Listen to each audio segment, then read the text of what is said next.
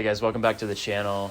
If you haven't already, or if you're new here, please like and subscribe. Today's video, we're going to be talking about concealed carry, kind of an intro and some things to consider. So if you're new to the gun world, listen up. We'll have some good information for you, but if not, if you've been carrying for a while, hopefully we have some tidbits for you as well. Big topic for people that have been doing it for a while. We understand why we need to conceal carry, but if you're, again, new here or wondering why I should conceal carry, I think you just have to really think about who's responsible for your safety. And if you look at the public services that are offered, like police and EMS, firefighters and whatnot, they are not going to be there when things go down, when things go bad for you. The cops are a long ways away. You're the only person that is responsible for your safety. So I think once you understand that and come to grips with evils in this world, and it's probably not going to go away in our lifetime, then you kind of start to consider carrying a firearm for self-defense. Now, obviously, we want a gun because it's the most effective tool for self-defense in the majority of situations. So we'll start with choosing a gun, and what comes with that is really caliber selection. Now, we'll call it three main calibers in the pistol world. We'll use 9mm, 45 ACP, and 40 Smith & Wesson just for our discussion's sake. Now, back in the day, 9mm wasn't the best option. The FBI got in a big gunfight and decided that it wasn't for them. So they switched to 40 Smith & Wesson. And since then, all the police departments, I forget what year it was, maybe 1980s, had mostly used 40 Smith & Wesson. Now, self-defense ammo at that time, the ballistics and technology were not up to speed. And at the time, 40 was a superior round. But in our current day, the technology in self-defense ammo, mostly hollow points, has advanced enough where the ballistics difference between 9, 40, and 45 really aren't that great to justify using strictly 40.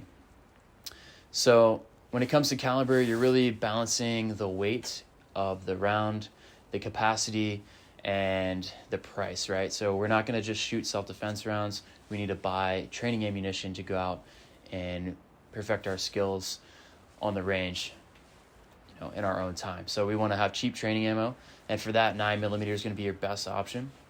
It's generally cheaper.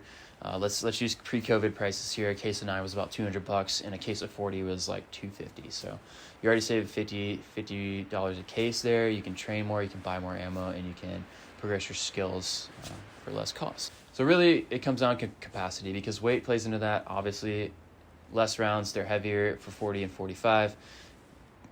If we're carrying more rounds with 9, it kind of balances out. So I think 9mm is your best option for a self-defense concealed carry gun. The ballistics hold up with 40 and 45. The ammo's cheaper, and it's just generally easier to find. So now that we've decided on our caliber, next we're really going to want to choose what gun size we want.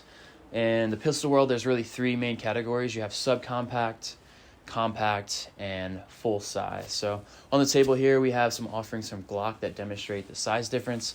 The 17 is one of Glock's full size capability. You have a full size grip. You can really fit your entire hand on there. The 19 here in the center is in the compact arena. It's in the middle, the barrel shorter and the grip shorter. Pretty sure this is the 19's the most popular handgun in the country, if not the world. And then over here we have the Glock 43, which will sit in the subcompact category, which is really small. Other guns like the P365 from SIG, also subcompact, a great option if you don't want a larger gun.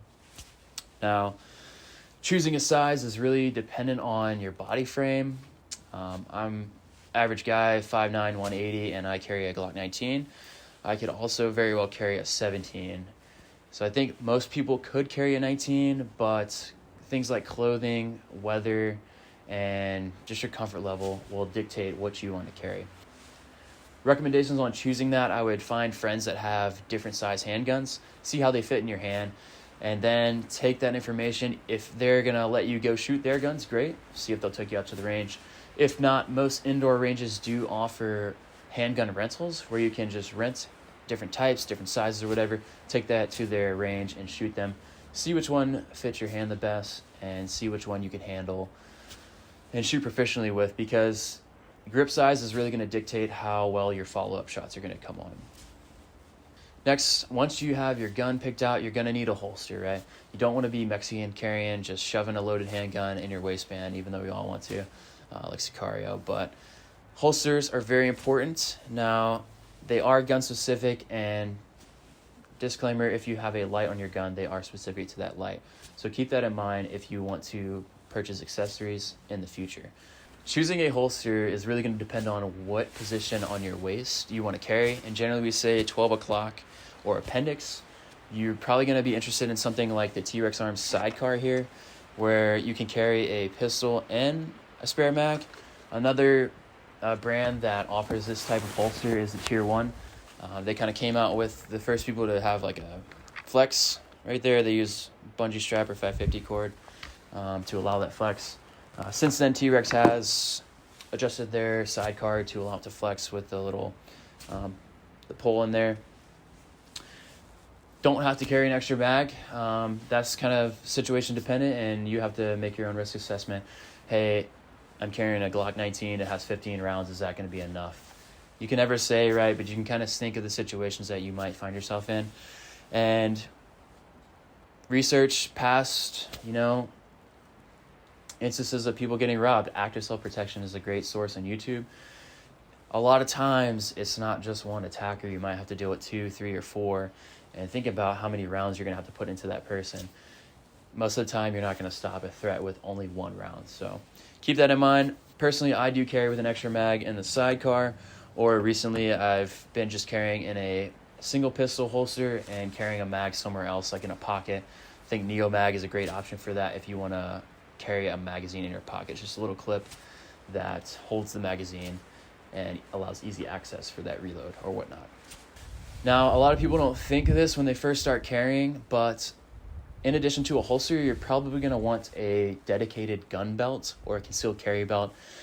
You have to think you're adding extra weight to your belt line, and your general leather belt that you get from the store is not really going to support that weight, and you're really just going to have to tighten it insanely tight to support that weight. So definitely recommend getting a dedicated EDC belt. Some companies that offer some.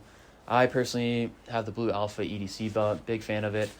It's got a smaller cobra buckle so you can fit it through your belt loops, and has plenty of strength and support for carrying Glock 19 with the Armor X300 and extra mag. Some other ones, T.REX has one, Segura, Mayhem Syndicate are also good options to look into. Moving on to other things to consider is kind of the clothes you wear, right? If you're concealed carrying, you don't want to dress like that stereotypical gun person. 5'11", cargo pants and boots. Don't wear that. Just wear what you normally wear. Like here in the Pacific Northwest, it's pretty common to have Solomon's on, khaki pants, and a Arc'teryx Atom. Literally everyone wears that, even the hippies that are rock climbing at RAI. So you're going to fit in pretty well, and a t-shirt do just fine, flannel, whatever you wear on a normal basis, right? Just kind of try and tailor your carry setup to what you're wearing. With clothing comes holster position and printing. When you first start carrying out, first time you walk out of the door, you're pretty concerned about printing. And all printing is that the gun is making the shape on your shirt and it's visible to someone on the outside. But let's be real, people are so worried about themselves or sucked into their cell phone, they're probably not really paying attention to you. It's probably other gun guys just looking at your waistband when you walk into a restaurant or something to see if you're carrying a gun. So if you're printing a little bit, I wouldn't worry too much about it, but don't be reckless and get to the point where, let's say you're carrying at the 4 o'clock and you're wearing a shirt that's too short and you reach for something at the grocery store and someone sees you're carrying a gun and freaks out. So on one hand, don't worry too much about printing, but on the other hand, just be smart about what you're doing and how you're moving around in public.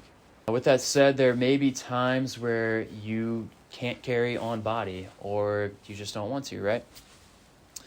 And that means not having a holster attached to your belt. There are plenty of other ways to carry off body.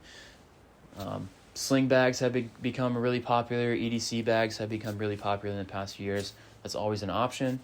For ladies, you can very well carry in your purse If you're going to do that, both guys and girls, bag, purse, whatever you're doing, I just recommend that you have that gun in a holster.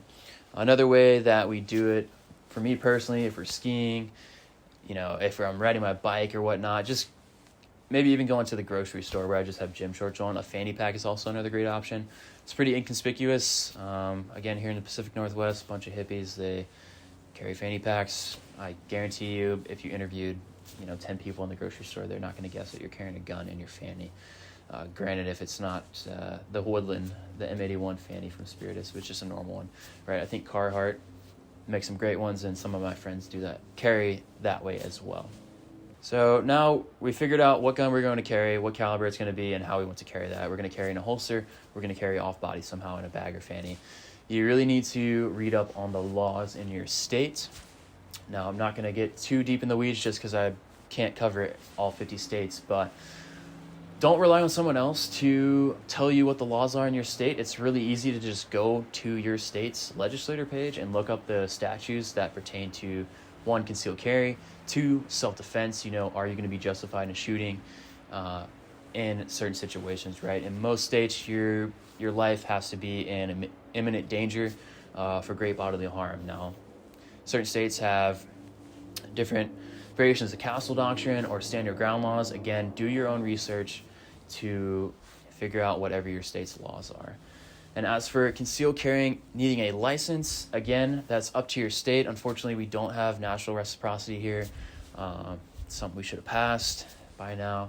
But thankfully, I think it's now up to 23 states have passed constitutional carry. So props to you if you live in one of those states. Don't need a license to carry. If you don't live in one of those states, highly recommend writing your reps to get that push forward, because it is silly that our Second Amendment right is regulated that you need a license to carry a gun to protect yourself. Louisiana to Washington is obviously much more liberal than Louisiana, but the process to get a concealed carry license in Louisiana was way more difficult. You had to go to a class and pay a fee and do all this crap to get your license. But in Washington, you literally just went to the police station and signed up and did your fingerprints, and that's it. So it may not be obvious what your state's laws are. Speaking on getting into a self-defense situation, your biggest ally is just going to be having situational awareness, right? Don't be sucked into your phone. Be aware of what's around you. Before you get out of your car, kind of scan the parking lot, in close 5 meters and out close 50 meters so you can see any threats that might move upon you once you lose your guard. But the best situation that you can be in is one you never find yourself in, and situational awareness is going to allow you to remove yourself from that situation. Personally, I've had to draw my gun twice where I realized the situation was going to happen, but at the same time, the surroundings and the circumstances actually allow me to remove myself from that situation, right? Just because self-defense and having to take someone's life is legal in certain situations, it's really something you don't want to do. 1, you're going to have to deal with that for the rest of your life, and 2, you're probably going to be facing a legal battle if you live in a state that isn't conservative. Let's just be real about it. But with that said, I think if you're carrying a gun, you do need to be prepared to take that life if someone puts your life in great danger, or your family or friend's life. So with that said, the way we protect ourselves and hold ourselves to a high standard is get out there and get on the range and train, right? Don't just get sucked into that 1R1 mindset. Do different situations like seated draws, holding stuff like grocery bags and whatnot, and really think of situations that you might find yourself in the real world, right? Everyone thinks concealed carry is up close, and generally, statistically, it is, right? You're probably going to get in a self-defense situation in between 7 yards. But just think of places you go on your day-to-day basis, like a Walmart, a Home Depot. It's this massive building where there are alleyways that are probably, 50 to 100-yard shots. And just think if there was an active shooter in that facility and you made the decision to engage that threat, hold yourself to a higher standard. Don't just think that everything's in up close inside of 25 yards. Probably practice that the most, but definitely push yourself out to 50 and 75 because, God forbid you have to make a low percentage shot like that. But if you do, you want it to be on the American end of the threat. With that said, guys, thanks for following along. If you have any questions or comments, please leave them in the comment section below, and we'll see you on the next video.